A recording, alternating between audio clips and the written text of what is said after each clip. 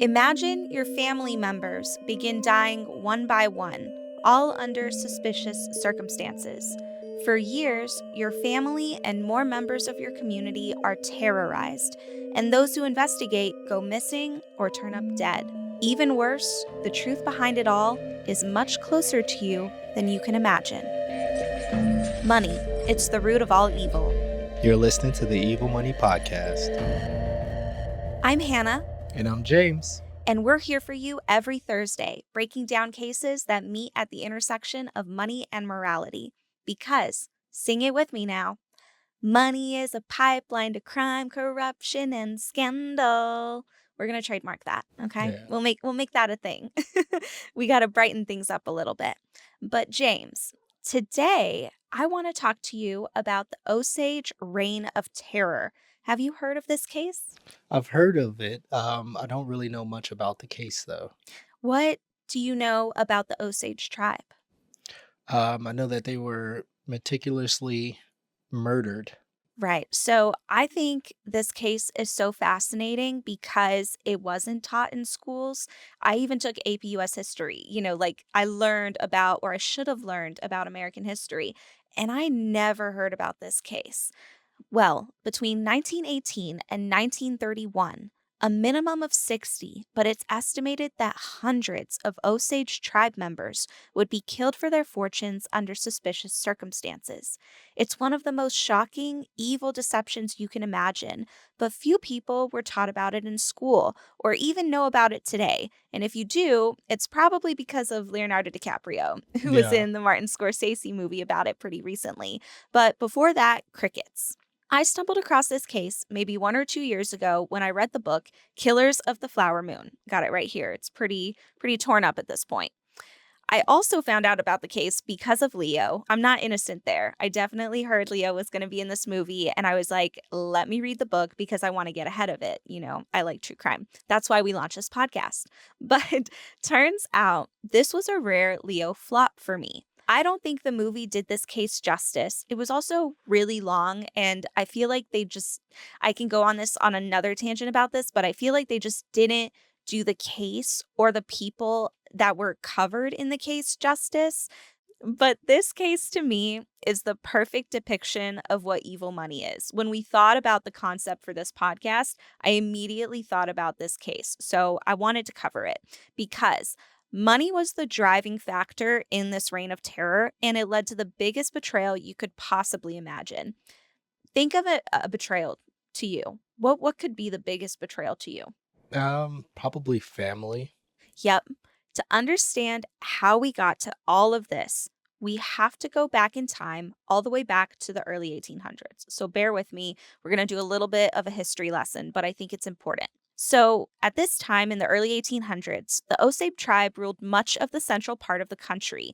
Their territory stretched from what is now Missouri and Kansas all the way to Oklahoma and even further west into the Rockies. They were Wow, that's a large area to cover. huge area to cover.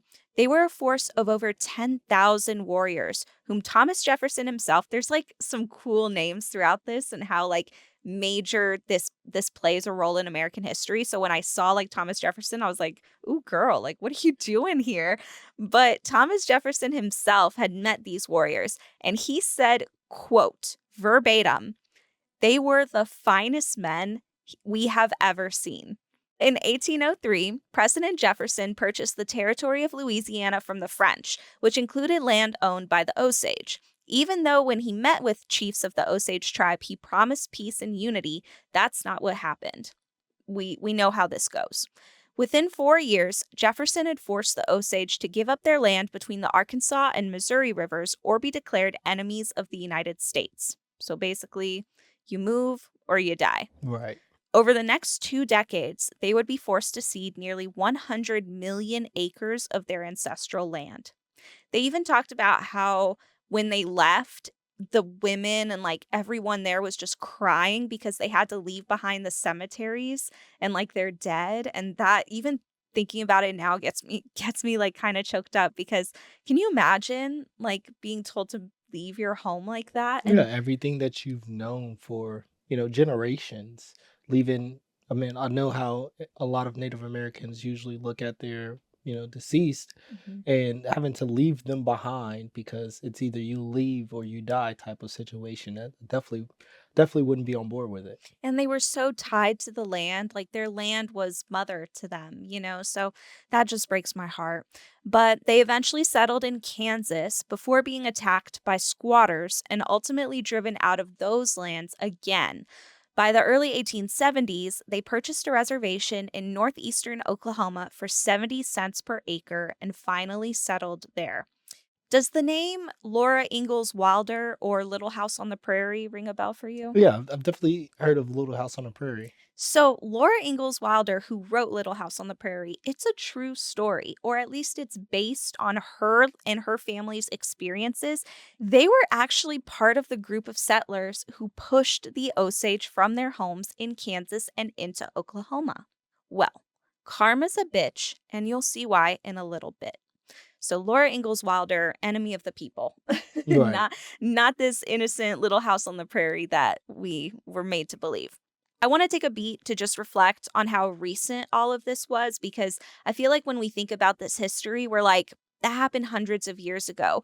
But really, it didn't happen that long ago. Like the people we're about to talk about in this case, their grandchildren are my parents' age, like Yeah, I was 50s, gonna say 60s. that's about 3, 4 generations to be honest. Yep. So when we talk about what happened here and like the cruelty of everything, I think it's important to remember that that wasn't too long ago and that people alive today have memories of the people in this case. So even though they'd forcefully taken all this land from the native tribe, this wasn't enough. Buffalo were what the Osage hunted, and twice a year it was a big part of their culture to go on buffalo hunts. By 1877, though, virtually all the buffalo had been murdered by settlers after encouragement from authorities. Army officers would tell the settlers, quote, every buffalo dead is an Indian gone. That's terrible. They would just murder them so that they could take away their food. Isn't that terrible? So eventually, US policy shifted from containment of the native tribes to assimilation. Even though the American government owed annuity payments to the Osage tribe for the sale of its Kansas land, they began refusing to distribute the payments until able bodied men in the tribe began farming, a way in which they weren't accustomed to. With most of the buffalo gone, many in the tribe began to starve, and the US government shifted from making cash payments to payments in the form of clothing and food rations. This is such a badass story. I really want to tell it, so bear with me. The Osage took offense to these rations, and it wasn't helping them at all. Like getting clothes when you're poor, you can't Yeah, even when you're afford anything, starving to death. doesn't really help. So get this. So the Osage pulled together a group of leaders, a delegation, including their chief, Wati Anka, I hope I said that right, and traveled to Washington, D.C. to petition the Commissioner of Indian Affairs to abolish the ration system. So the delegation goes all the way to DC. And while everyone there is wearing their best clothes, so for them, they're wearing their best blankets and leggings. That was, the fashion of the times. Watianka, their chief, shows up completely wrapped in a red blanket, and his eyes are like the only thing you can see. He's just completely wrapped up in this I would blanket. be terrified, honestly. Yep.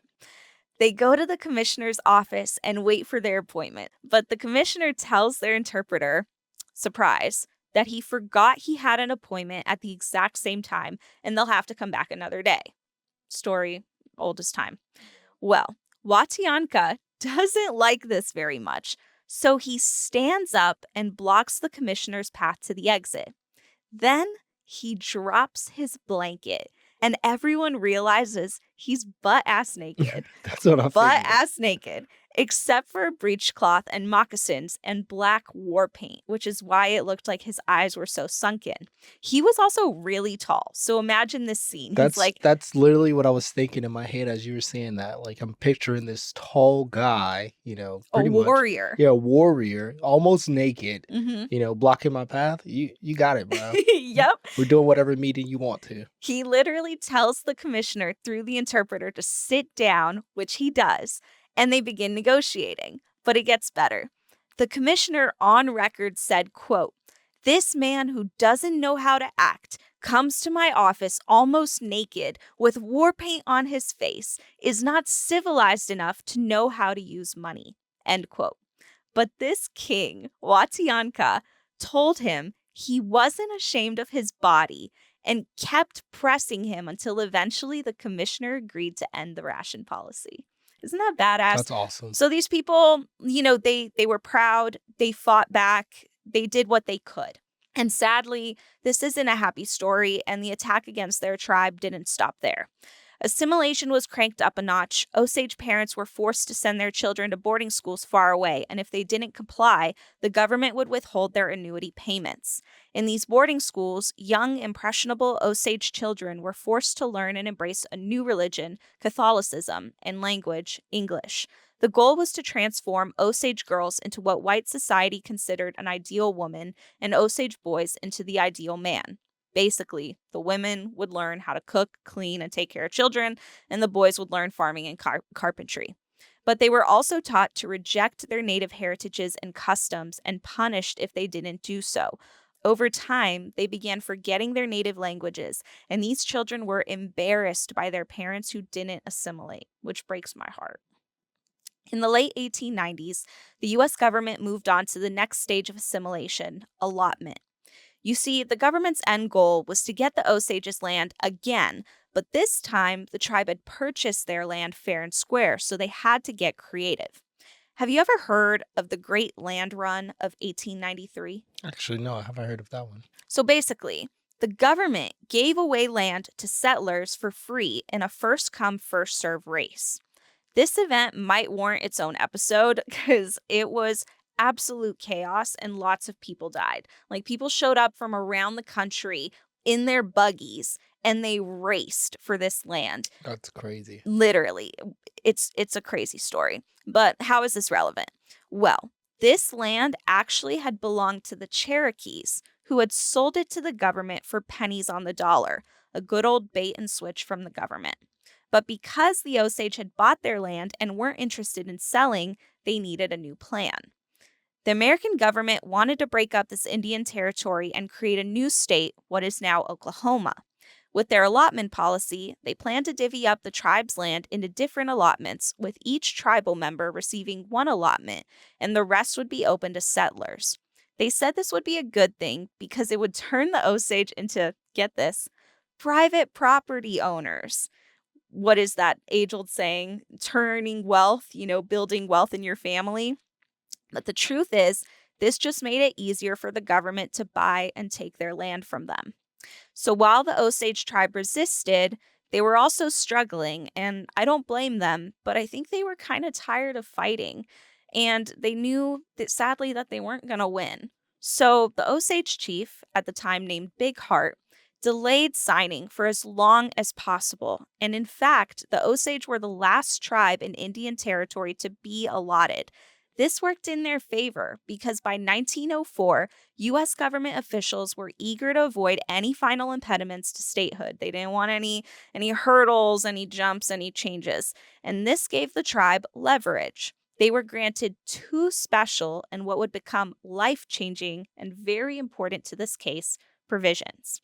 Number one, their land would be divided solely amongst members of the tribe, increasing each individual's allotment from 160 acres to 657 acres. But outside settlers could attempt to buy these allotments individually from tribe members. Number two, what was seen as a curious and unusual request at the time. All oil, gas, coal, or other minerals covered by the lands would be reserved to the Osage tribe. Each member of the tribe, and you could only be considered a member if your name was on the Osage tribal roll, received a head right, essentially a share in the tribe's mineral trust, and these head rights could not be sold or bought, only inherited. Remember that. That sounds like that's going to be important. Yep. See, the tribe knew that there was oil beneath them because they'd seen rainbow sheens floating on the surface of creeks and had even begun drilling on the reservation. But the extent of oil beneath them, that they weren't sure of. In 1906, the Allotment Act was signed and they had reached a contractual agreement. By the late 1910s, huge wells of oil would be discovered. And over time, registered members of the tribe began receiving small quarterly checks that ballooned into millions. Oil barons descended on the area like vultures, regularly paying millions of dollars to purchase the potentially oil rich leases of Osage land. The highest purchase on record was for nearly $14 million. Can you guess what the equivalent of that would be today? Um, in late 1800s, Early early 1900s. 1900s, I'd say probably 200 mil. Pretty good. $221 million today. Can you imagine that moolah back then? Crazy. Crazy. In 1923 alone, the tribe took in more than $30 million, which is equivalent to over $400 million today, and the Osage tribe became the wealthiest people per capita in the world. Soon, they would also become the most murdered. In the beginning, they enjoyed their wealth. They owned Rolls Royces, wore diamond earrings and big fur coats. Their children attended the best boarding schools and wore French clothing. This seems like the easiest case of reparations to me, but unsurprisingly, not everyone was happy that the Osage had become so rich. One reporter, who must have been the Ben Shapiro of his time, wrote in Harper's Monthly magazine, quote, "The Osage Indians are becoming so rich that something will have to be done about it." Bro, is that a threat? Right. And even though the Osage had similar wealth to white oil barons who had descended on the land to buy their leases, they were criticized differently in the press. Articles were run that they discarded grand pianos on their lawns. When they got a flat tire, they just got a brand new car. And whereas 1 out of every 11 Americans owned a car, every Osage had 11 of them. People mumbled that they didn't deserve their wealth, even though these articles failed to mention that the Osage were very giving people and grand displays of generosity were linked with tribal stature. Many invested their money wisely.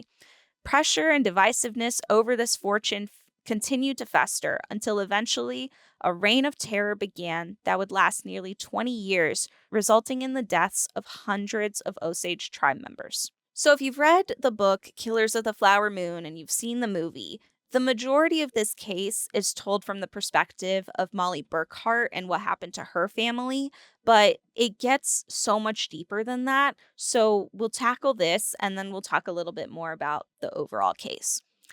So Molly Burkhart was a full-blooded Osage tribe member and one of four daughters, the others being Minnie, Rita, and Anna, the oldest. Ernest Burkhart was a white man who grew up in Texas, the son of a poor cotton farmer. At the age of 19 in 1912, he left Texas to go live with his uncle, a wealthy and powerful cattleman called William Hale in Fairfax, an Osage county in Oklahoma. He ran errands for Hale and did a number of jobs, including chauffeuring, which is how he met Molly. What sticks out to you from Ernest Burkhart off the bat? He looks old. He looks like he's like 40, 50 something. And he He's looks been through it. rough. Back in those days, he looked like he either worked a oil rig or he was a bank robber. Yeah, he does have like outlaw vibes, Yeah. doesn't he? What sticks out to me a lot though is he's white. Yeah. Oh, he's full-blooded white too. Yep. So this was an interracial relationship. It It wasn't, was good. Yeah, yeah. good observation. It definitely Mhm. was. Didn't think about that. It wasn't unheard of, but they still faced backlash and racism for it. But they were in love. Even though Molly spoke English, she had learned it at boarding school, Ernest studied and even learned her native language so he could talk to her in it. Yeah.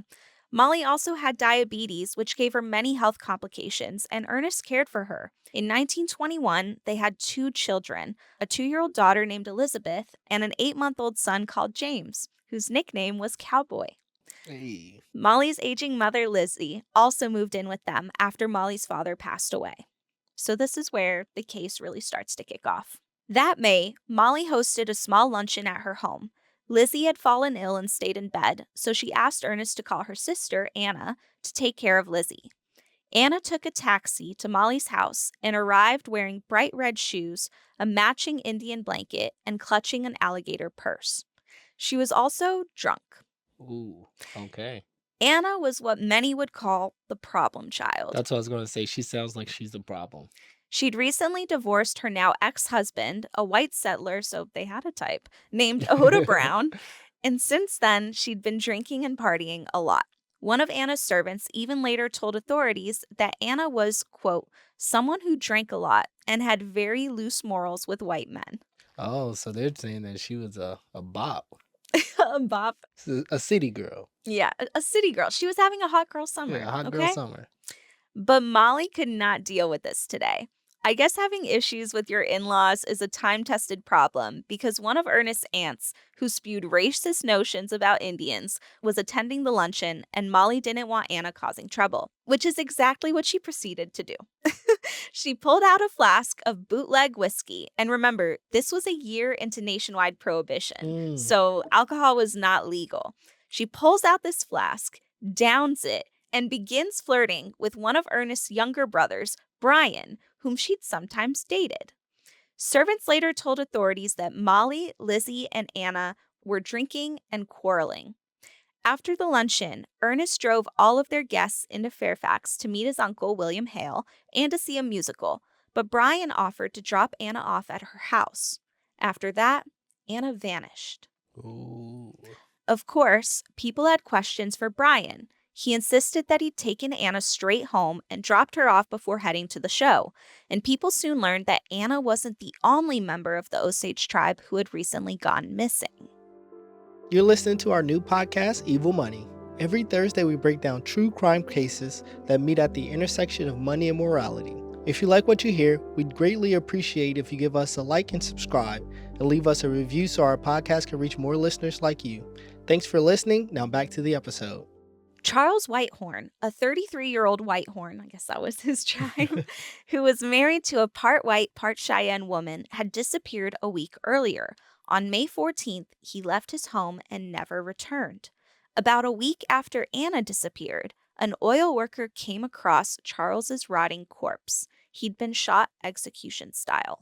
Around the same time, a teenage boy came across a bloated and decomposing body in a creek at the bottom of a ravine while squirrel hunting with his dad and a friend. The body was so badly decomposed that even after putting salt and ice on it to shrink it, they couldn't identify it. So they called Molly, and she went to the site with Ernest, Brian, Molly's sister Rita, and Rita's husband Bill Smith, followed by a huge posse of people who knew Anna and a curious mob. Almost immediately, they identified it was Anna by her Indian blanket and clothes, as well as the gold fillings in her mouth. Now remember, at this time, police departments didn't exist. They had sheriffs, but they were known to have sliding morals and were easily bought. Crime scene investigations were limited too. Although there were car tracks that were running from where her body was found, no cast impressions were made of the tracks, no fingerprints were dusted, and Anna's body wasn't even checked for gunpowder residue. Yeah, early 1900s, they definitely didn't have the capabilities, nor did they care to do that sort of, investigation. The county had two doctors, brothers named James and David Shue. What is with everybody being named James? I don't know, but they performed an autopsy on Anna's body, and while they discovered a bullet hole in her head, they never found the bullet. It was suspected that the same weapon was used to shoot Anna as Charles Whitehorn, where 2 bullets from a .32 caliber pistol had been retrieved. Of course, word started to get around and eventually caused a news sensation. For one, both these victims were wealthy Osage Indians in their 30s and killed under suspicious circumstances. It hit Molly particularly hard. What I haven't mentioned yet is that Molly's other sister, Minnie, had also died recently at the age of 27 after being in perfect health. Doctors said it was due to a, quote, peculiar wasting illness.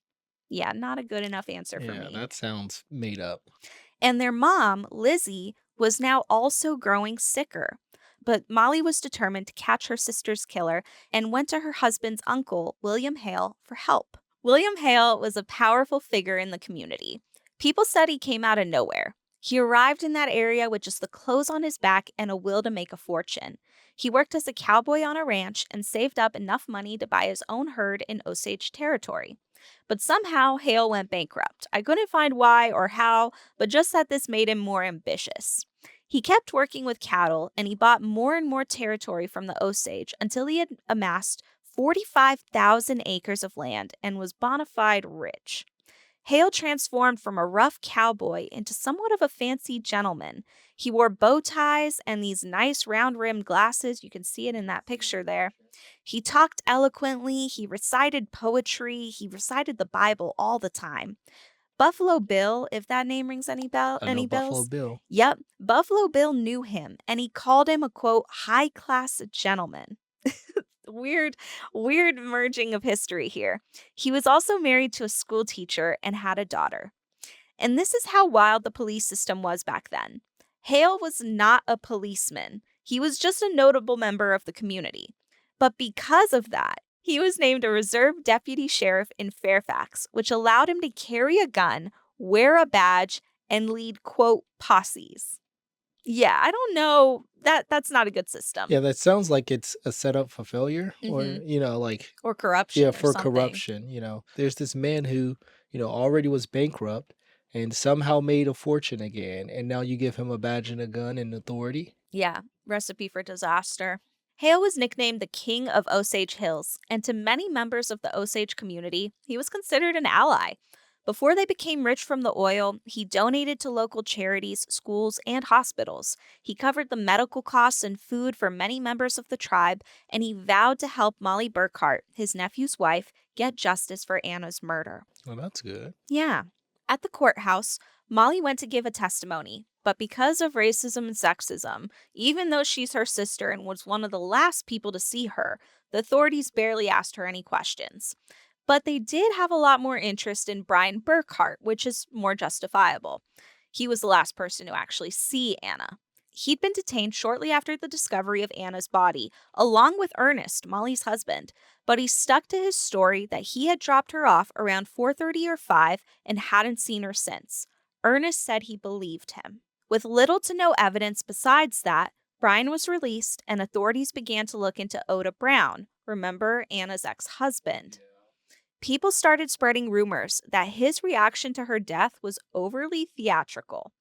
Also, Anna had cut him out of her will and denied him any of her inheritance. Since her murder, he had hired a lawyer to try to contest the will. An investigator said about Oda that he was, quote, absolutely no good and capable of doing almost anything for money. They had actually arrested him once when some random guy claimed Oda had paid him $8,000 to murder Anna, but they found no evidence to support the claim, so they had released him.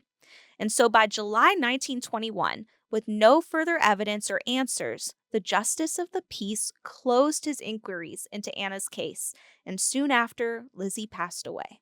Of course, Lizzie was older, but she had previously been in good health, similar to Minnie, and Molly suspected that they may have had the same illness, that quote, peculiar wasting illness. Sounds like a poisoning to me. Mm. But one person came forward with a new theory. They beat you to it. Molly's brother in law, Bill Smith, was certain Lizzie had been poisoned. Oh, look at that. Yep. Bill Smith was a 29-year-old white man and former horse thief who had married Molly's sister, Minnie, years earlier. But a few months after Minnie died from this mysterious illness, Bill married their other sister, Rita. Ew. Yeah, that sounds like he's trying to accumulate stuff or, Mm-hmm. because like you said earlier, the only way that they could get Mm-hmm. the land is, by being a part of the family. Yeah. So you stay within the family, you can get all the things that they have. Right.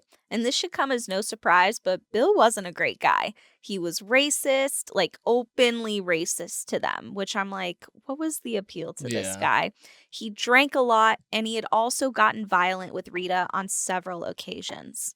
Molly even suspected Bill had had something to do with Minnie's death, but now Bill was proving himself to be an unlikely ally in the family's quest for justice as he embarked on his own investigation to prove Lizzie had been poisoned.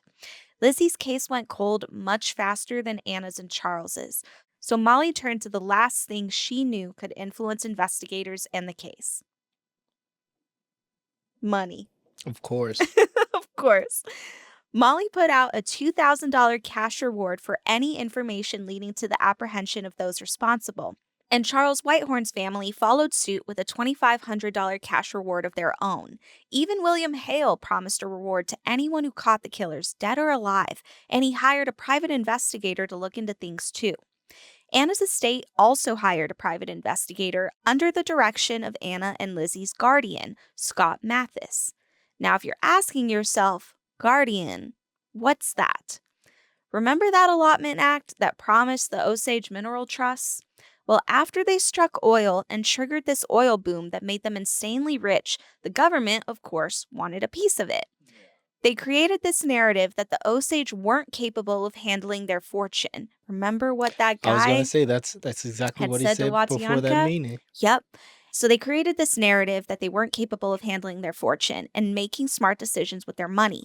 So they forced the Osage to have a local white guardian who would oversee and authorize all their spending. That sounds like a terrible idea. Total BS. Mollie's guardian was her husband, Ernest. So Anna's estate, under the direction of her guardian, hires these private investigators who go to Anna's house, and lo and behold, they realize that the local authorities had never even stepped foot inside. Terrible, terrible investigating. The servants who had been with Anna the day she disappeared said everything was just as they had left it, except for one thing. Anna's alligator purse, the one she'd taken with her to Mollie's luncheon, was on the floor with everything torn out of it. The presence of this alligator purse at her home, though, supported Brian's claim that he had dropped her off at her home that early evening. Not only that, but they checked Anna's call logs and found that someone had called her home around 8:30 p.m. and that Anna, or somebody, had picked up. Oh. They were able to trace the call to a business in a nearby town. Their operator, though, had no record of the call being made. The private investigators suspected that whoever was involved was trying to cover up their tracks. With Brian's claim appearing more truthful now, suspicion shifted back to Oda Brown. They attempted to track him down, but every time investigators went to the town people claimed to have seen him, Oda had just left. Oh, So suspicious. Yeah, so suspicious, bro. Eventually, though, one of the investigators did find Oda and befriended him. When Oda mentioned that his ex-wife had been murdered, the investigator saw his opportunity and asked him where he'd been when it happened. Oda said he'd been away with another woman, and sure enough, he had married a Pawnee woman shortly after Anna's death. The investigator noted that it seemed like Oda was telling the truth. He didn't appear nervous at all. Other allegations had begun popping up as well, but authorities worried that many were just trying to get the cash reward. For example, a woman claimed that Rose Osage, a woman in town, had admitted to her that she'd killed Anna after Anna had tried to seduce her boyfriend. It sounds like the women were just really jealous of Anna, Yeah. okay? It was also rumored that two men from the nearby oil camps had been seen with Anna shortly before her death and had since skipped town. The investigators followed up on the rumors and tapped Rose Osage's phones to listen in on conversations with her boyfriend, but nothing of note came up. Just as they started to lose hope, an innocent conversation led to a major discovery. The investigators spoke with the cab driver who'd taken Anna to Mollie's house the day of the luncheon. Remember, she called her to come over. He told them that Anna asked him to stop at the cemetery where she went to her father's tomb. Ironically, she didn't know she'd be laid to rest there soon after. When she came back, she told him, her breath heavy with liquor, that she was pregnant. Ooh. You're listening to our new podcast, Evil Money.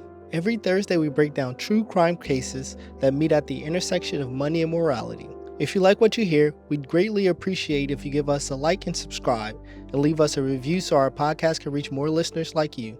Thanks for listening. Now back to the episode. So who was the father of Anna's child? Nobody knew. Another rumor began to circulate that Charles Whitehorn's widow, remember Charles had died before Anna, his widow Hattie wanted Charles's fortune, and she'd been jealous of a relationship he had with another woman.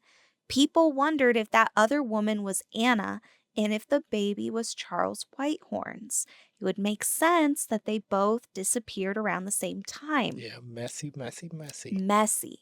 For the next 9 months, rumors continued to spread, but no concrete evidence was found and no resolutions were made to either case. And then out the blue, another body was found. William Stepson was a 29-year-old Osage champion steer roper. One night, he received a call and left his home in Fairfax, out of the blue.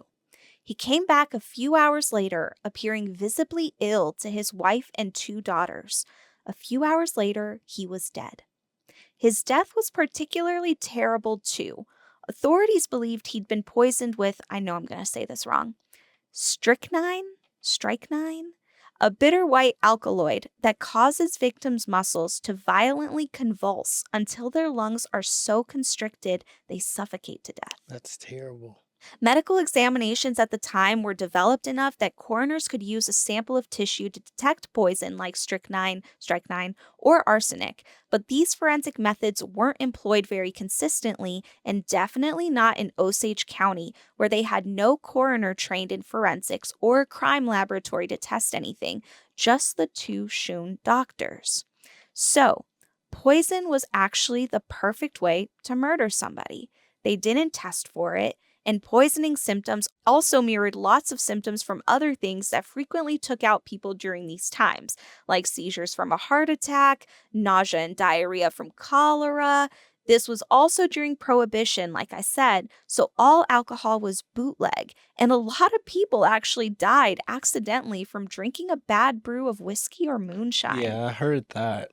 Yep, but this wasn't just a random death. In 1922, less than a month after William died, an Osage woman in prior perfect health also died of suspected poisoning, and then a few months later, an Osage man died in the exact same way. This continued for several months until finally the Osage decided to seek help from higher-ups in Washington, D.C. They no longer trusted that the authorities in Oklahoma were there to help them. They elected Barney McBride, a wealthy 55-year-old oilman, to travel to D.C. and ask federal authorities to investigate the suspicious deaths. Barney had been married to a Creek Indian who had died, and he was now raising his stepdaughter. People said he was kind-hearted, and he had previously supported the Osage's interests and was trusted by the community. He also had ties to many officials in D.C., so he was a great candidate to advocate for them. But Barney never accomplished the mission. When he checked into his room in D.C., a telegram awaited him that said, quote, "Be careful." And later that night, after stepping out of the Elks Club where he was playing billiards, someone attacked him from behind, tying a burlap sack over his head. His body was discovered the next morning in Maryland. I was going to say, I'm pretty sure he died, didn't he? And Yep. yeah, He'd wow. been stabbed more than 20 times. His skull was beaten in, and he had been stripped naked, save for his socks and shoes, in one of which a card had been left there with his name. Mm. This is so interesting to me, but did you know that the Washington Post was a functioning media company at this time? No, I did And not. they reported on this murder. Their headline confirming what the Osage already suspected. The headline said, "Conspiracy believed to kill rich Indians." The Osage who weren't killed were also under attack. In the town of Fairfax, it began to feel like blood was in the water and sharks were swimming around left and right. Merchants began charging tribe members special code inflated prices. They were robbed more frequently by stick-up men. They were exploited by bad accountants and lawyers. And if reality TV was around, they could have had their own version of Married at First Sight, because the tribe even received letters from people who wished to marry them for their fortune, sight unseen. Love is Blind, Osage edition. But the reign of terror continued. The community had gone nearly 6 months without a murder since McBride was killed, but in February 1923, 2 men were out hunting when they discovered a Buick at the bottom of a rocky swale. They discovered a dead man inside on the driver's side, another Osage tribe member, Henry Roan. He'd been shot in the back of the head. Around this time, the government had begun further restricting the Osage's regular payments, telling those with guardians that they could withdraw no more than a few $1,000s annually from his or her trust fund. Henry Roan was a full-blooded Osage, so his financial allowance had been limited by the recent cuts. And coincidentally, his best friend and guardian was William Hale.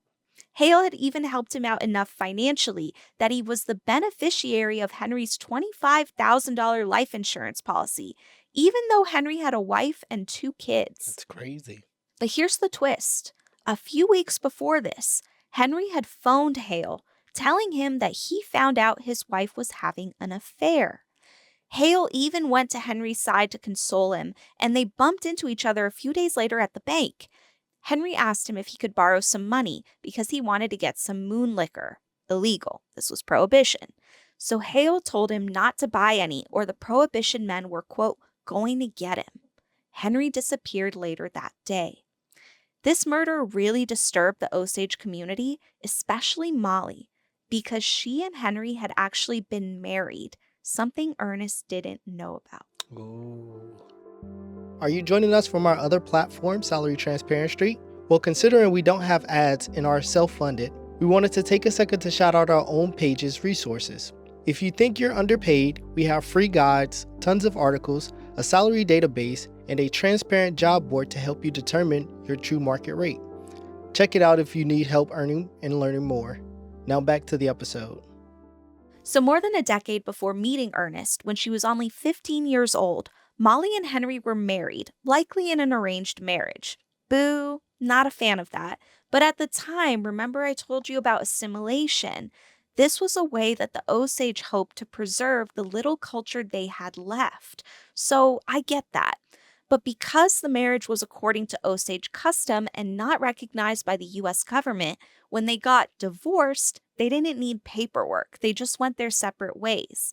So she had never told Ernest that her and Henry had been married, probably because it didn't matter, and Ernest kind of seemed to have jealous tendencies. Plus, Ernest had been a huge support recently through the loss of her many family members, and they had recently welcomed a 3rd daughter, whom they named Anna, after her sister.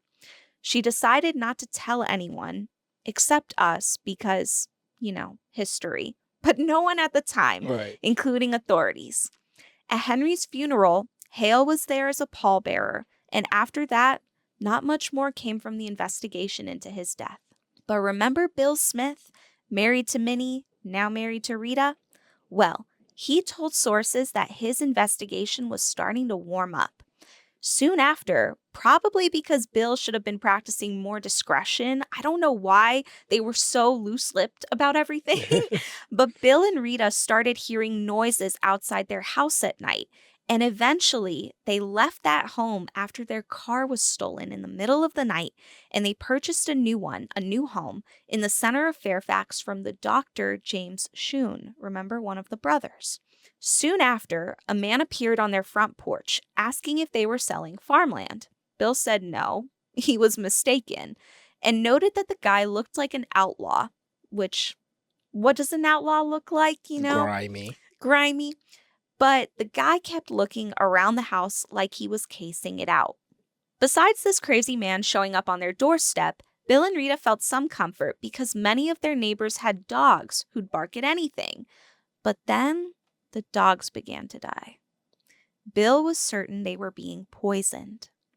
Bill also discovered another potentially important connection between Anna and Henry's cases. Henry Roan had gone to Henry Grammer's ranch to get whiskey before disappearing, and Anna frequented that same spot to get whiskey too. Remember, illegal. This is prohibition. Illegal whiskey. So who is Henry Grammer? What does his ranch have to do with this? He was a rodeo star who performed at Madison Square Garden. Remember, this was not that long ago, so that was a thing. They had shows at Madison Square Garden back then. And he'd been crowned the steer roping champion of the world. He was also an alleged train robber, a bootlegger with connections to the mob, and overall just a nuisance to the community. Henry also had a posse, or an army of bandits as they called it. One was named Asa Kirby, a stick-up man with glimmering gold front teeth, and another named John Ramsey, a cow rustler. Not sure what that means, but he rustled with cows. But for some reason, Henry wasn't at his ranch that night. So after getting blistering drunk, remember, Bill isn't that great of a person, he headed home. Waiting at home for him were his wife, Rita, and their 19-year-old white servant, Nettie. This was so interesting to me. This was a time where they had white servants, which Yeah. also was a reason people didn't like them because they didn't like that. Just before 3 in the morning, there was a loud explosion. So loud, in fact, that it bent trees and signposts, blew out windows, and smashed in doors nearby. Even Mollie and Ernest felt it in their home, and when they looked outside, they saw something burning in the distance. People started heading towards the explosion, including Ernest, who realized his brother and sister-in-law's house had exploded. There was very little left of the house except rubble, and spectators said it appeared as though a bomb had detonated directly underneath the house. Volunteer firemen worked to put out the flames, and people began to search through the rubble for Bill, Rita, and Nettie. They found Bill beside his bed, alive, but writhing in pain from burns basically all over his body. They found Rita nearby, still in bed, and while it looked like she was peacefully sleeping because her face wasn't injured, they later discovered that the back of her head had been crushed.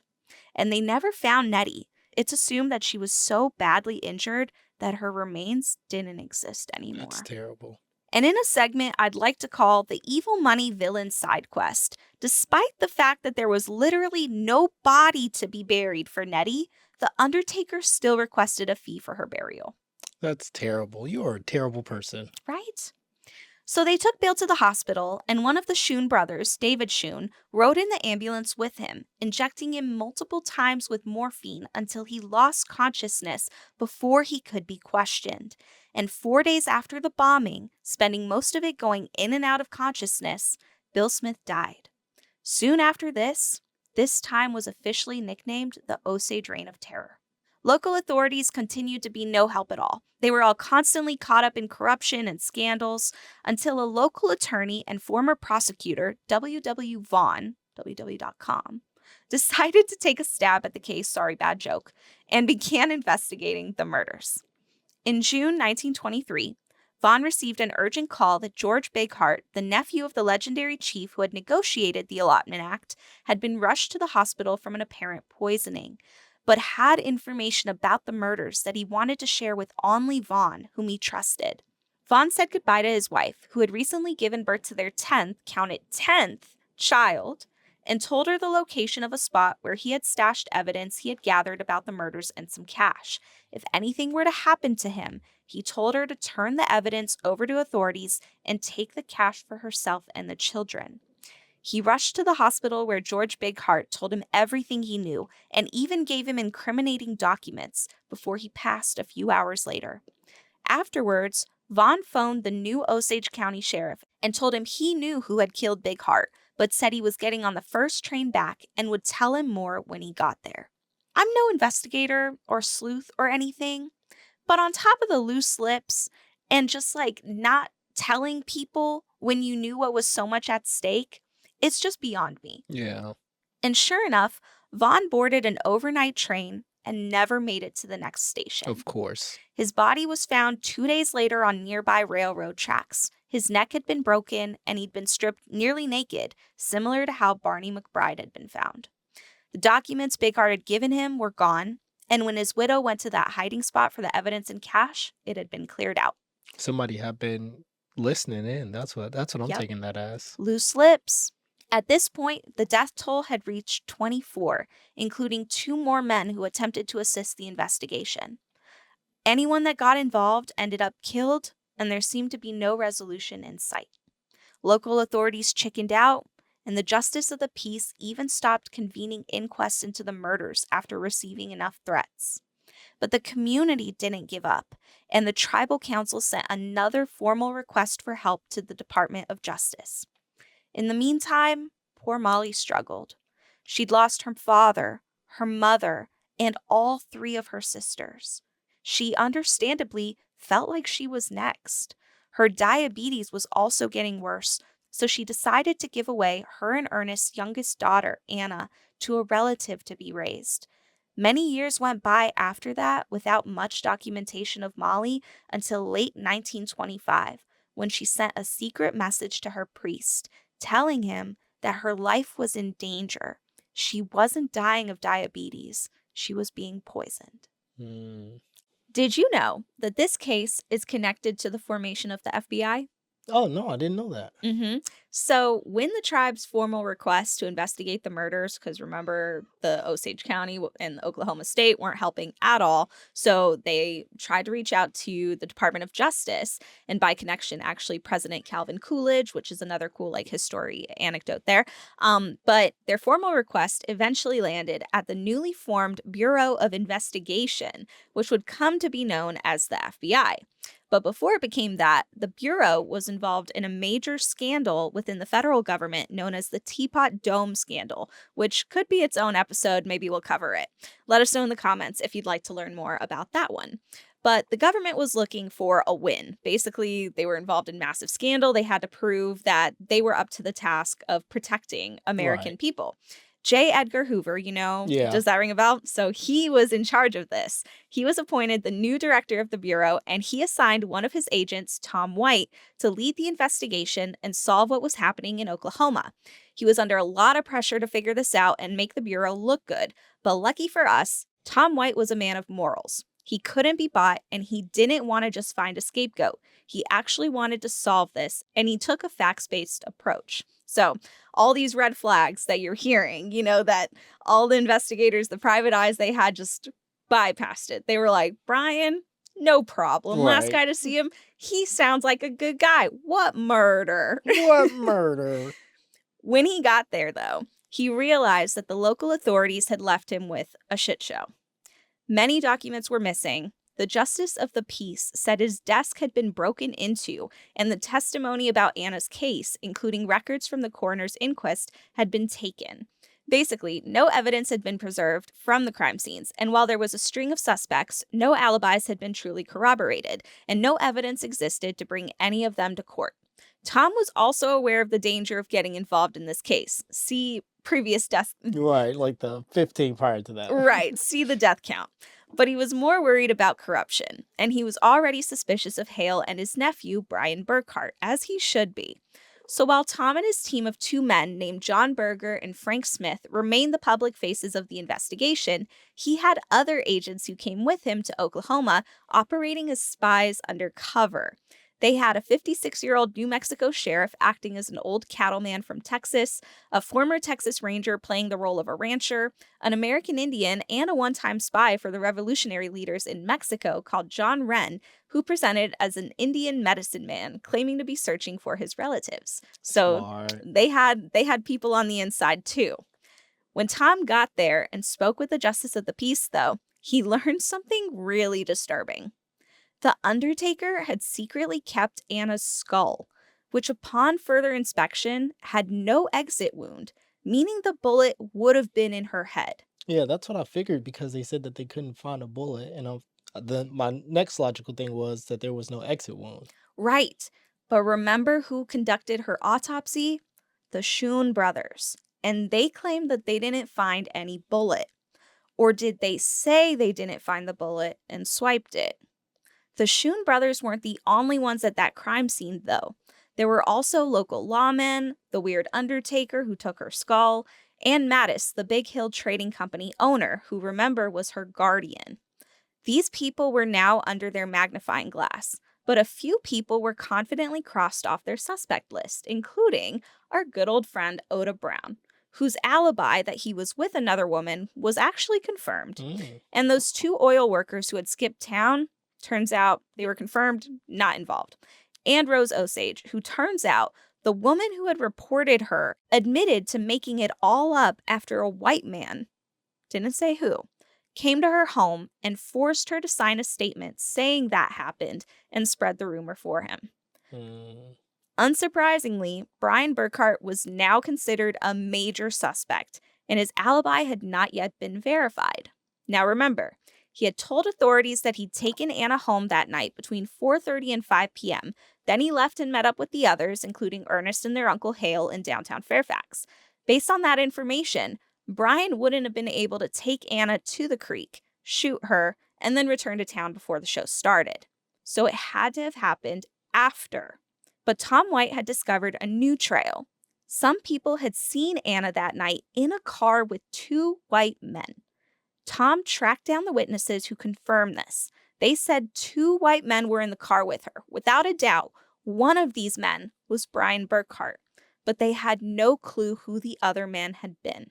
Following this lead, Tom was able to better trace Anna's footsteps that night. Tom learned that night, Brian had taken Anna to a nearby speakeasy where they stayed until 10 p.m. Then they went to another speakeasy miles from there where they stayed until 1 a.m. Some witnesses say they saw his Uncle Hale there too, but many also said that the third man was not his Uncle Hale. Anna was last seen around 3 a.m., leaving a car stop near her house in Fairfax. A man believed to be Brian was yelling at her to get back in the car. Ooh. A neighbor who spoke to White told him that he'd spotted Brian returning to Anna's home in the wee hours of the morning, and because he'd seen him, Brian came back and paid him not to say a word about it. Suspicious. After that, a man named Pike, who worked as a private eye to investigate Anna's murders, told them through an intermediary that he knew who the third man was. The Bureau and Pike went back and forth a few times until Pike was actually arrested for a highway robbery, so he couldn't keep playing chicken. Right. At first, he said the third man was a local gambler, but the Bureau quickly confirmed this wasn't the truth. The gambler had gone home earlier that day. Over time and with more pressure added, Pike revealed different information that would go on to shake this entire case. For one, he'd been hired by William Hale to investigate Anna's murder, but his orders weren't to find Anna's killer. His job was to hide any evidence that Brian had been there that night by making up fake evidence, creating new witnesses, and basically just derailing the direction of the case. That wasn't the most shocking thing he shared, though. Whenever he met up with William Hale and Brian Burkhart, there was sometimes a third person there. Ernest Burkhart. Of course. You're listening to our new podcast, Evil Money. Every Thursday, we break down true crime cases that meet at the intersection of money and morality. If you like what you hear, we'd greatly appreciate if you give us a like and subscribe and leave us a review so our podcast can reach more listeners like you. Thanks for listening. Now back to the episode. Remember Bill Smith, married to Minnie, then married to Rita, and then his house blew up? Not a nice guy, but he actually was the only person who had the right idea here that people were being poisoned. Well, Tom White also had that same idea, and he thought that Bill was onto something. He thought that the theory of poison was correct, and that Bill was the only one who had been following the right leads. He went to the hospital where Bill had been taken for his injuries and spoke with the nurses who attended to him. They told him that Bill had been muttering a lot. They had no clue what. They couldn't make out what he was saying. And that also 2 brothers, 2 doctors, James and David Schoon, and a lawyer had come to visit him. And when they did, they asked all the nurses to leave the room. So, of course, White went to speak with them, and they denied any wrongdoing. Of course they did. When Tom asked them if Bill had mentioned anything about the murders, the Schoon brothers denied that Bill had mentioned anything at all while they'd been there. It was all strictly business. The lawyer also said that he hadn't named his killers or said anything about the case, but he did let something important slip that kind of perked my ears up. Apparently, Bill Smith had said that he only had 2 enemies in the world, William Hale and Ernest Burkhart. Pretty specific, considering he said that he said nothing else. Right. But he's like, I remember him saying he hates these 2 guys. So why was a lawyer at Bill's bedside next to some doctors? This was kind of suspicious to White, so he dug a bit deeper, and he uncovered some damning information. During that exact meeting with Bill Smith on his deathbed, James Schoon had been named the administrator of Rita's estate, allowing him to execute her will.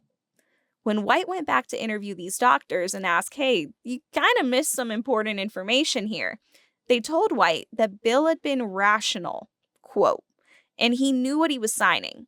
They asked him, quote, and he made arrangements for your brother to be appointed for his wife's estate. And Schoon answered, quote, yes, sir, a very wealthy estate. Why did he have to add that? Yeah, why you gotta you're incriminating yourself. They can't help themselves. White was also looking into Hale and his ties to Henry Roan's murder. Remember, Hale's narrative was that he was Henry's best friend, and he had helped him out enough financially that he'd been rewarded as the beneficiary of his $25,000 life insurance policy, even though he had a wife and 2 kids. It can't be a coincidence, right, that shortly after becoming the beneficiary of this policy, its benefactor ends up dead? Right. When White tracked down the insurance salesman who had sold Hale this policy, he said that Hale had come alone to purchase the policy. So Roan Henry wasn't with him, and he was a right pain in the ass. The salesman had initially offered him $10,000, which wasn't enough for Hale, but because he wasn't related to Henry, he could only become his beneficiary if he were his creditor. And all of a sudden, magically, Hale presented proof, quote, that Henry owed him $10,000 to $12,000. But it didn't end there. Henry actually couldn't get the policy until he passed a doctor's examination. You see, Henry liked to drink, so no local doctors agreed to give him this exam and waste their time knowing the insurance policy would get rejected. But Hale happened to have some good friends who were also Of doctors. course. The Schoen This brothers. is just lining up. Yep. After Henry saw them, he received the approved doctor's note. We're not finished yet. The policy application was still denied by the first insurance company, so Hale went to another company, and on the application, they have the document. There's a spot that says, "Was your previous application denied?" And he wrote, "No." Liar. Another important thing to note. Remember, Hale had initially claimed Henry owed him $10,000 to $12,000. That debt had now also increased to $25,000, inexplicably. And everyone sucked in this time, so the second company actually accepted the claim. Of course they did. That's terrible. It seemed like everyone was under Hale's spell and working with him to cover up this trail. But why? White started pulling this knot apart thread by thread. He learned that Hale had tried to purchase Roan's head rights. Remember, you can't do that. You cannot purchase head rights. So after he was denied, he literally petitioned Congress to overturn the law. Thankfully, they didn't, a rare Congress W. But shortly after this is when the murders and inexplainable deaths started occurring. Since head rights couldn't be purchased, they were passed down to family members through inheritance.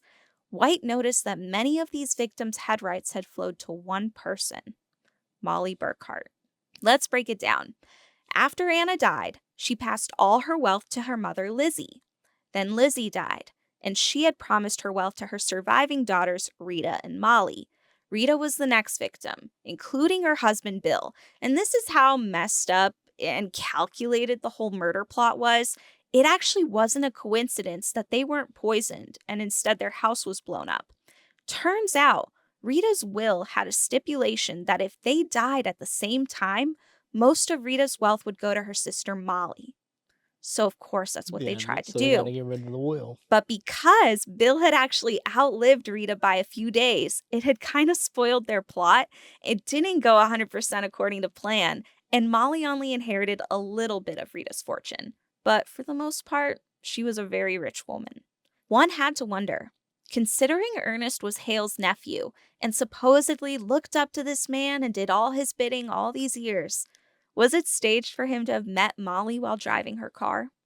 Had he weaseled his way into her life, built a family with her for years, all to plot to kill her entire family before finally her to inherit her vast fortune? The things people do for money. Not for love. Right. Despite it appearing more and more that there was a coordinated attack happening on the Osage community and the people conducting it controlling the entire town, they didn't have any evidence that Hale or Ernest had ordered the attacks, and no one was talking. The only people White could think of that would talk were the outlaws of Osage Hills. Many of them were rumored to know about the murders and had also recently been arrested or convicted of crimes, so they could have some leverage to get them to talk. The first person White visited was an outlaw named Dick Gregg, who was now in prison in Kansas. You're a child. I know. Serving a 10-year sentence for robbery. After a bit of smooth talking, Gregg told them that Hale had approached him and another outlaw, Al Spencer, about taking out Bill and Rita Smith. Apparently, though, they said no, that it was beneath them to kill a woman for money. Unfortunately, though, Al Spencer had died recently in a shootout with lawmen, so he couldn't corroborate Greg's story. Greg then told them to talk to Curly Johnson, but Johnson was also dead. He died that year of, guess what? Suspected alcohol poisoning.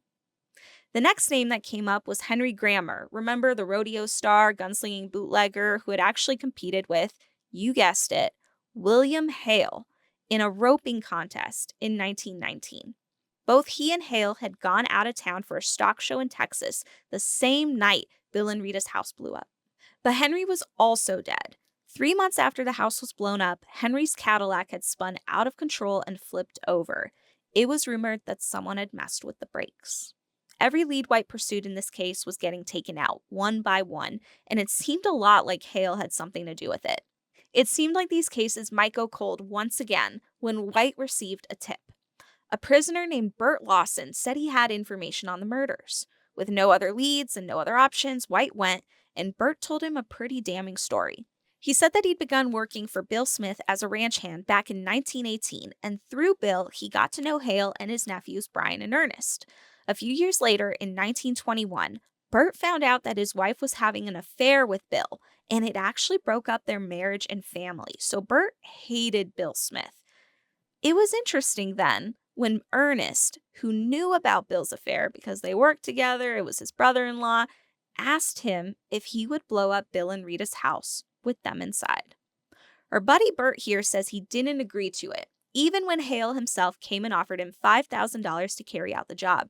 Bert says Hale pulled a white fuse about 3 feet long from his pocket and told him all he had to do was place it under the house with some nitroglycerin, light up one end, and run like hell. Unfortunately for Bert, he was arrested soon after all this happened for a separate incident involving the murder of a fisherman. That's a different So story. my mans was bound to go to jail regardless. And Hale, who remember was a reserve deputy sheriff so he could go in and out of the jail as he pleased, came to visit him, reminding him he'd need the money for attorneys to fight the case. So a few nights later, one of the guards opened Bert's jail cell in the middle of the night and took him outside where Hale was waiting for him in a parked car. They drove to a place in Fairfax and picked up Ernest, who produced a box containing a jug of nitroglycerin and a long coiled fuse attached to the spout of the jug. Next, they drove to Bill Smith's house and dropped Bert off, where he waited a few hours in their cellar until he heard everyone inside turn off the lights and go to sleep. Then, he placed this device at a far corner of the cellar, lit one end, and ran as fast as he could. Hale and Ernest picked him up a few blocks away and drove him back to the jail, where the same guard took him back to his cell. It wasn't damning evidence, but White and his agents began to think this could be enough to arrest Hale and his accomplices. There was also a growing pressure to arrest them before another murder was committed, especially because, according to reports, Mollie Burkhart was not well. Mollie, according to her husband and Hale, was sick with diabetes that was just getting worse, but White suspected she was being poisoned, and then she had stopped going to church, which was very unlike her, and her priest had received that secret message from Mollie saying that she also thought she was being poisoned. But how? Mollie had stopped drinking alcohol, actually, after hearing rumors that alcohol was how people were being poisoned. But White figured it out. Her diabetes. Do you know which doctors had been called to administer her, quote, insulin shots? The Shine Brothers? Schoen Brothers. Shoon Brothers. I don't know how to say their list, so you might... Schoen, Schoun, those guys. The same doctors who had fraudulently approved Henry Roan's physical to grant Hale his life insurance policy, and the same doctors who had autopsied Anna's body and reportedly found no bullet, among many other correlations. If he waited any longer to arrest Hale and Ernest, Mollie might die, and Ernest would inherit her family's vast fortune, fulfilling Hale's evil plan. So by the end of December 1925, White pulled the trigger, no pun intended, and obtained arrest warrants for Hale and Ernest Burkhart for the murders of Bill, Rita, and their servant Nettie. They scooped up Ernest without incident at a local pool hall, but Hale briefly vanished. For a second there, they thought he'd make a run for it, but then he just turned up out the blue at the police station to surrender himself in a, get this, perfectly pressed suit, shiny shoes, a felt hat, and overcoat with a diamond-studded Masonic Lodge pin fastened to the lapel. All about the show. I want to get into the Masonic Lodge part of that, but that's another episode. So Hale profusely maintained his innocence, but White seemed to detect some element of remorse from Ernest, whom it seemed was more scared of his uncle than anything, but he wouldn't break yet. White decided to bring in an outlaw named Blackie Thompson, who was serving time in a state penitentiary for interrogation about the murders. Blackie apparently knew a lot about the murders, but he hadn't been interrogated yet because he was actually an embarrassment to the Bureau. They had previously hired him as a secret informant, but then he went on and killed a police officer. Dang. So J. Edgar Hoover wanted nothing to do with Yeah. this guy, but White knew that he needed this information to break Ernest, and if he didn't, him and his uncle would be released due to the lack of enough compelling evidence. So he bypassed Hoover's rank and went straight to Blackie. Turns out, Blackie knew a good amount, and he also wasn't a fan of Hale or the Burkharts. He said that Hale and Ernest had approached him and Curly Johnson to take out Bill and Rita.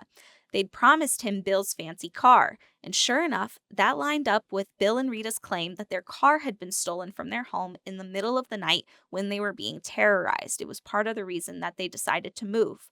But Blackie was arrested, ironically, for car theft a bit later and never went through with the bombing. So he goes back to Ernest and he says he knows someone who can testify against him that he and Hale organized the bombing. Ernest tries to call him bluff and says, "Bring him in."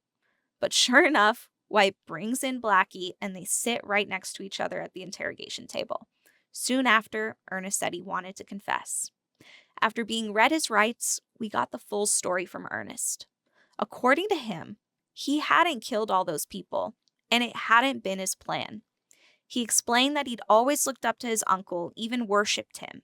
Hale had told him about his plan to kill Bill and Rita Smith, but Ernest said he pushed back on it, considering these were his relatives, but inevitably he went along with it like he always did. Ernest had approached Blackie Thompson and Curly Johnson to pull off the plan. When they said no, it was true that Hale then went to the Al Spencer gang, who also refused. That's when Hale went to Henry Grammer, the rodeo guy, who said he knew a guy called Asa Kirby, not Bert Lawson, who could get it done. Turns out, Bert had lied. That whole story about him being picked up from the jail and Yeah. being driven to the house Why and would blowing it up, you?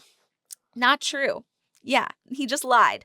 But it had been Asa Kirby in probably a pretty similar event. And it sounds like this Bert Lawson guy had heard the story in jail from, the Yeah. rumors from Asa Kirby. So he just, for some reason, lied. But yeah. Kind of just wanted the, I don't know, the street cred for it or something. But you're already in jail. Like, what street cred? Yeah. He blew up a house. That's Right. street cred. It's another, like, medallion or Right. something. You unlock a He new... just got a new patch on his Boy Scouts That's terrible. banner. Yeah. So Ernest told authorities that he also knew who had killed Henry Roan, John Ramsey, the cow thief and bootlegger. Of course, they scoop up John Ramsey, they go get him, and they bring him in for questioning. And it doesn't take long for him to crack. He told them that in early 1923, Grammer, through Hale, said he needed, quote, an Indian knocked off, that Indian being Henry Roan. He said that he then lured Henry down into a canyon where they drank whiskey, and when Henry got in his car to leave, he shot him in the back of the head. It was supposed to look like a suicide. He was supposed to shoot him from the front and leave the gun there, but Ramsey had seemingly panicked or forgotten his instructions, which apparently made Hale really mad. Yeah, you got one thing you really got to remember: shoot him in the face. Too much whiskey. Yeah. But what about Anna? For this, Ernest was more quiet, seemingly not wanting to implicate his brother, Brian. However, he did tell White who the third man had been in the car with Anna that night. It was Kelsey Morrison, the same outlaw that White and his agents had brought on as an undercover informant, was supposedly one of Hale's henchmen. Morrison, according to Ernest, was also the one who pulled the trigger and killed Anna. Not only that, remember Anna said she was pregnant? Well, a disturbing rumor had begun to swirl that Hale himself was the father. I couldn't find any evidence to support or prove that claim, but I found it fascinating nonetheless. And what about Mollie? White's theory and Mollie's that she was being poisoned, and Bill Smith's, was validated by the fact that she made a full 360 from being on death's doorstep as soon as she was out of Ernest and the Schoen brothers' care. Yeah, that poisoning was taking people out. Yeah. Despite this, Ernest claimed he had no idea that she was being poisoned or that the plot to take her out would have resulted in him inheriting nearly her entire family's wealth. And at first, Molly believed him. After she got better in the hospital, authorities told her that they'd arrested her husband for his involvement in the murders. She protested that Ernest had been home the entire night of Bill and Rita's home explosion, which could be true because Bert's story wasn't true. So maybe Ernest had stayed home that night and Asa and Hale had gone themselves. But she wouldn't believe that he'd been involved in the whole conspiracy. He was a good man and he would never hurt her. They even exchanged loving letters to one another while Ernest awaited his trial, which faced its own setbacks. You see, White and the Bureau wanted the case tried in federal court, arguing that Henry's murder had been committed on Indian territory, not state territory. But after a few appeals and back and forths, it was ruled that because of the Allotment Act, the Indian territory was not equivalent to tribal lands and would therefore have to be tried in state court. Considering the depth of corruption federal agents had uncovered across the entire state of Oklahoma to cover up these murders in the past, White was very nervous about the outcome of these trials. But eventually, the trial began, and it started with a bang, not the murderous kind. While Hale and Ramsey were seated at the defense table, Ernest was brought in to testify for the prosecution. Remember, he'd agreed to testify, he gave up everything. Right. They'd managed to keep Ernest far away and safe from Hale through this entire process, but witnesses noticed that as he sat on that witness stand, he seemed weaker than ever. As soon as Ernest's testimony began, Hale's lawyer shot up and said, "This man is my client," and that he wanted to speak with Ernest privately. The judge asked if he was truly Ernest's attorney, to which Ernest said no, but that he was willing to talk to him. To everyone's shock, including mine, I literally was screaming, crying, throwing up reading this in the book. Ernest stepped down from the stand, and he and Hale's lawyers went into the judge's chambers where they talked for over 20 minutes. That's wild, bro. You just told everything. Why are you getting a lawyer now? Right. I don't even know legally like how that was allowed. But when they came out of the room, Hale's lawyer asked the judge to grant him another day to talk with Ernest. The judge agreed, and Ernest was released into an excited mob. I'm telling you, this is so frustrating because inevitably the next day, Hale's lawyer informed the court that his client Ernest would not be testifying for the prosecution anymore, and he instead began to roll back every confession he'd ever made. As a result, the case began to fall apart, but one person surprisingly saved the day. Kelsey Morrison, the double agent for the Bureau and the King of the Osage, and supposed killer of Anna. He'd been brought in by the Bureau for questioning about his two-timing. They were like, hey, Right. tell us a little bit more about this. And once he realized that Hale was also in their protection and he couldn't protect him anymore, he put his own interests first and agreed to testify. Sure enough, Kelsey confirmed he'd been in the car with Anna and Brian that night. After getting her drunk, they drove to 3 Mile Creek, and he and Brian carried her down to the ravine she'd be found in days later and shot her in the back of the head. As the trial continued, Molly received terrible news. Her and Ernest's 4-year-old daughter, Anna, who she had sent away to live with relatives for her safety, had died. It may have been the stress of the trial or seeing the haunted look on his wife's face, starting from, love to now, not so sure if she loves him anymore. But some people think that little Anna's death was too much for Ernest to bear, and he had a moral reckoning once again. This man flip-flops a lot. Yeah, I wouldn't be able to trust anything he says after that. Definitely not. On June 9th, when Ernest came into the courtroom, instead of sitting at the defense table, he went straight to the judge, whispered something, and then told the room that he was dismissing his defense team. His new lawyer, Mr. Moss, then informed the room that Ernest would be changing his plea from not guilty to guilty. So he had a change of heart for good. On June 21st, 1926, Ernest Burkhart was sentenced to life imprisonment and hard labor. Witnesses noted that upon hearing this verdict, Ernest seemed content. Some would say it looked like he'd finally found peace. Molly, on the other hand, had become less forgiving. When he was let out, apparently Ernest tried to give her a small smile, but she was cold and impassive. In late July, the trial against Hale and Ramsey for Henry Roan's murder began.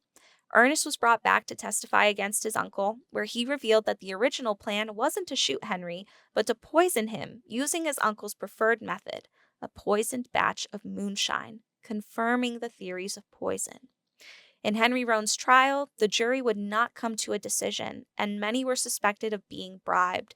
There was a lot of corruption in this case. I took a lot of it out just because we don't have the time, but like anybody that was on that jury was in some way, shape, or form tempted to do wrong and Yeah. not be honest. So they had to initiate a retrial, and the jury was also hung in Brian Burkhart's trial for the murder of Anna. Despite the overwhelming evidence, white people just couldn't punish another white man for killing an American Indian. Disturbingly, I found this quote from a prominent member of the tribe that said, quote, "The question for them to decide is whether a white man killing an Osage is murder or merely cruelty to animals." End quote. They didn't see them as Yeah, human. they didn't see them as humans. I mean, that's crazy. When Hale was retried, every effort was made to protect and safeguard the jury from bribery and corruption, and this time, Hale and Ramsey were both found guilty and sentenced to life imprisonment. They didn't get the death penalty, even though it was on the table. Brian was eventually granted immunity, actually, in exchange for his full testimony against Kelsey Morrison in Anna's murder trial. Mollie attended this trial like she had the others, and she learned that Brian had gotten Anna drunk that night, then actively propped her body up while Morrison shot her in the back of the head. She was so disgusted when an attorney pointed out that Brian had gone with Mollie and her entire family to identify Anna's body in the ravine. He had known she was dead the whole time. The grief he showed at the time was just acting. Morrison had also been there, and Ernest, all comforting her, knowing the murderers had been them all along. Our girl Mollie divorced Ernest soon after. Love that for her. And a few years later, she fell in love and married a new man named John Cobb, who was part white and part Creek. Also, remember Mollie's guardian was Ernest? Yeah. I don't know why it took so long because there are several years between, the end of this trial and 1931. But when she was 44 years old in 1931, she was finally granted her competency and no longer needed a guardian. It was probably something to do with like the length of that guardianship or something, yeah. Her guardian was in jail. Right. So, I'm shocked that it wasn't immediately overturned. But after that, she could spend her fortune as she pleased, and she was also formally recognized as an American citizen. She died a few years later after being granted her competency in 1937 at the age of 50. From her diabetes, it doesn't seem like poisoning was involved. Crazy enough, Ernest was actually granted parole later that year after she died, but he immediately robbed an Osage home and was sent back to prison. Of course he did. Come on, man. Yep, he got out again in 1959, and in 1966, he successfully applied for a pardon from the state of Oklahoma, and he was able to move back to Osage County, where he had previously been barred from returning. So the state literally granted him a pardon.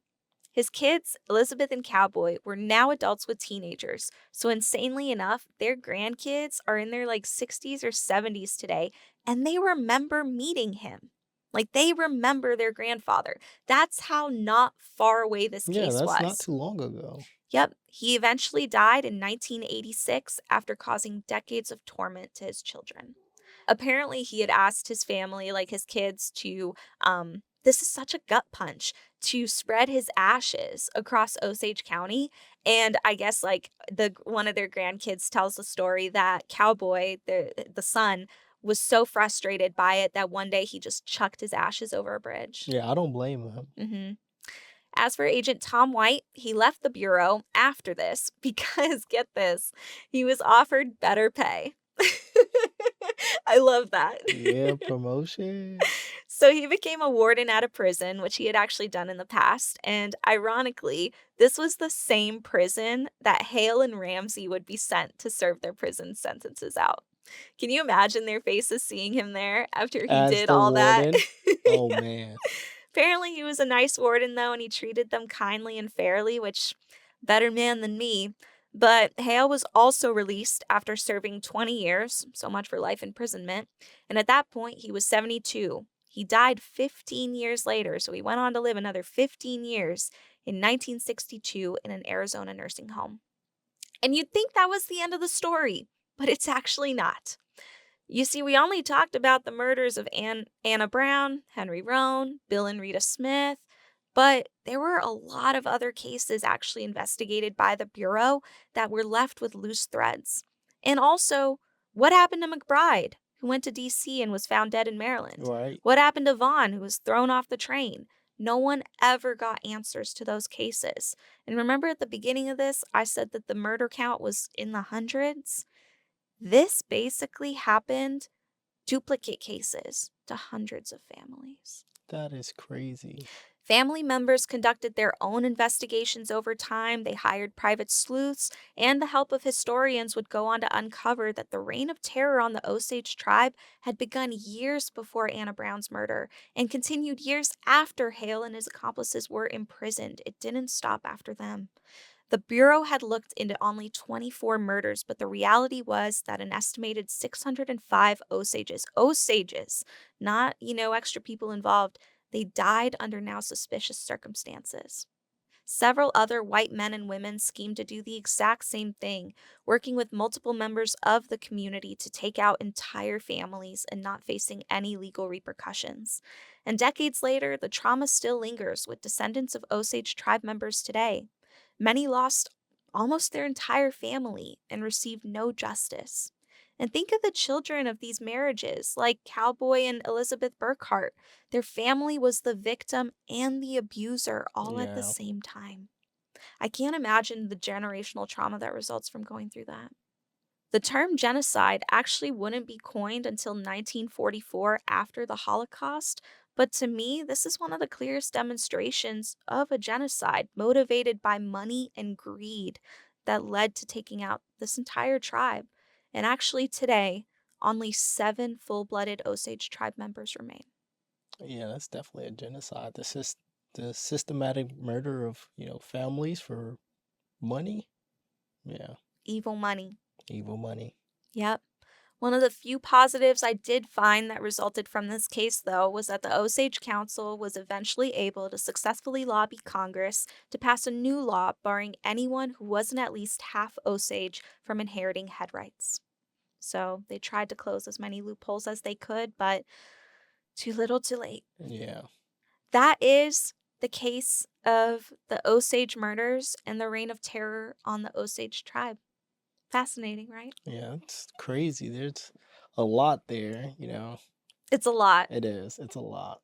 Molly is one of the most interesting characters to me out of this case, and I don't wanna say Or characters. individuals. Yeah, because she was a real person, but gosh, that's one of those, if you could have lunch or dinner, with anybody dead or alive, she'd probably make my list. Because I just have so many questions. I wonder if the whole narrative that they were in love, that they, that it was a loving marriage, was that made up too? I mean, it could have been on her end, But that's what history books say, but, did that come from her journals? Or was that, Right. like Yeah, or was that just what people saw and yeah, and chose to translate? because I also read about other cases, like I said, this happened to other families, and some people were, trapped into marriages. It wasn't something that they went into willingly, they were forced to sign things and stuff, so it's like, how you just wonder how much of that narrative is twisted by William Hale and his accomplices and people in the community. Yeah, could you imagine being married to someone for decades and they're planning Yeah, your planning death not only your death, but your family's death as and well. doing it, not just Yeah, planning just it? taking people out, but at the same time coming to lay their head with you. Yeah, having kids with them? Having you poisoned. Good golly, Miss Molly. Yeah, and I think her, maiden name, I believe, was Kyle. So, we'll call her Mollie Kyle. Yeah, Mollie Kyle is how she'll Mollie be Kyle. remembered in history, not Burkhart. If you're interested in learning more about this case, I highly recommend you read the book Killers of the Flower Moon, The Osage Murders, and the Birth of the FBI by David Gran. James is holding it up if you're watching the video Give it version a of shot. this. It's a fantastic book. It's like true crime, but history. It's real. It's wonderful, and it was a huge basis for coming up with, this episode. But if you want to watch a movie depiction with Leonardo DiCaprio, directed by Martin Scorsese, and a fantastic performance by Lily Gladstone, the only person that I'd like to give her flowers to, actually, because she carried that movie and she deserved the Oscar, and she also should have been given a bigger role in it. But thank you so much for listening to our new podcast, Evil Money. We hope you enjoyed it. Be sure to subscribe so you don't miss next week's episode, where we'll be breaking down the true story behind James. Deepwater Horizon. Yep, it led to the deaths of 11 BP employees, and it's the largest fine ever imposed on a single entity in the US. Ever. Ever, ever. So we're covering that next, and we have a bunch of exciting episodes planned for you. We really appreciate your support, and we'll catch you next time. Bye. Bye.